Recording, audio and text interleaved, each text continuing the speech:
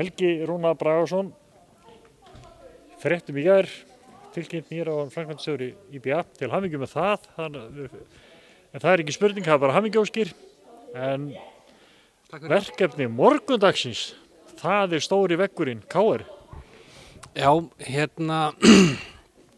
dagurinn á morgun verður okkur óneitanlega strembinn. Við erum að fara að spila við liði sem í efsta sæti og hefur ekki tapað leik í vetur og hafa verið bara svona nokkuð öruggar í sínu spili og einu öllu og það munar svo sjálfsög það. Þeir eru með gríðarlega öflugan kana og hafa verið með það í vetur. Þannig að við ætlum allavega að reyna að gera okkur besta. Það náttúrulega alveg sama hvernig og hver andstæðan Þetta náttúrulega snýst alltaf það að njóta leiksins. Jú, sjálfsögum, eins og við ræddum nú saman eftir leikinn á sunnudaginn þá okkar markmiðin á allan fyrir úrslitakeppnina, það að tryggja 3. sæti og við erum gríðarlega stolt af því og ánægð með þann árangur. Sérstaklega svona eins og við segjum tölum áður með hvernig veturinn leit út í haust og við erum bara hvergi hættar og ætlum að nota bara tíman og þessa leiki sem við höfum fram á úrslitakeppni til þess að bæta okkar leik og vera bara enn tilbúnar í stóra átökin. Stelpurnar ekkert sattar? Nei. Eins og ég segi, við erum bara í góðri stöðu í deildinni, við erum í góðri stöðu fyrir úrslitakeppninni og þær eru bara, núna ætlum við að gera góða allu að stóru keppni. Núna svona ný keppni að byrja. Og það auðvitað bara þannig og þá veit enginn hvað gerist en svo náttúrulega eftir KR-leikinn þá eru 2 heimaleikir eftir á móti Fjölni heima þannig að þetta áfram veisla.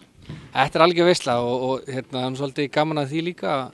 Við skulum enda þessa deildaleiki alla á móti Fjölnir í 2 leikjum af því það síðan liðið sem við munum mæta í fjárlega úrslitum og þar var annarkvort liðið að sigra 3 þannig að við gætum fara allt upp í það að spila 7 leiki í röð við Fjölnir þannig að með þessu 2 deildarleiki sem eftir eru.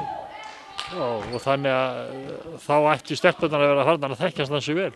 Já, heldur betur og þá það erfitt að fara að finna einhverja galla á andstæðingum. Við erum búin að lesa hvort annan út alveg hægri vinstri á bara leik 2-3 í úrslitakeppni og allavega myndi ég halda það og þá eins og við vitum þá þetta ekkert endilega spurning einhver 1-2 atriði til að frá, þetta bara spurning hugafar, hver tilbúin að skutla sér og æða á alla bolta. Helgi, leikun á frekar óvenlegu tíma, þetta 50. klukkan 19. Já, því miður þá tókst okkur ekki. Þetta náttúrulega þessi fresta leikur sem áttum að eiga fyrir mánuðinum sem við áttum að eiga móti KR en því miður þá komast ekki vegna óveðurs og hann var settur núna 15. Við vorum að vonast þess að nyrðum helgina því að þá, eins og við vitum, auðveldara að svona fyrir mig að fá liðin saman því ég nú með 4 stelpur fyrir sunnan. Og þannig að þetta verður erfitt á morgun, það er erfitt að fá að norður. Það sérstaklega svona litlum fyrirvara að þá ekki hægt að droppa svo auðvitað frá skóla eða vinnu. Menn taka því bara eins og hverju öðru hundsbíti?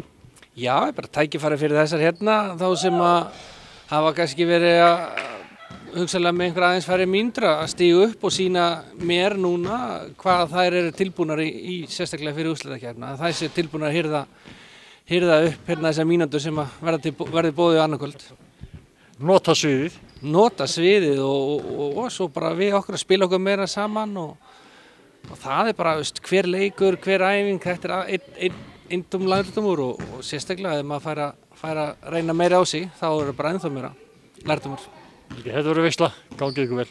Herri, takk hérlega fyrir það og vonandi bara sjáum við sér flest á annarkvöld þá var þetta óvenjulegur tími. Það ekkert betra en að gera hérna 50. kvöld en að horfa á körfugnarleik. Hundleiðilegt sjónvarpinu, hér verður fjörið. Já, nákvæmlega, það var ekki Derrick alltaf 50 kalda, þannig að þetta hlýtur að vera sama uppskrift hjá RÚV eins og áður. Ok, vel. Takk. Ekki bara sáttur, heldur himinlifandi á dekkjum frá Yokohama. Þú fær Yokohama dekkin hjá Dekkjahöllinni og á dekkjahöllin.is.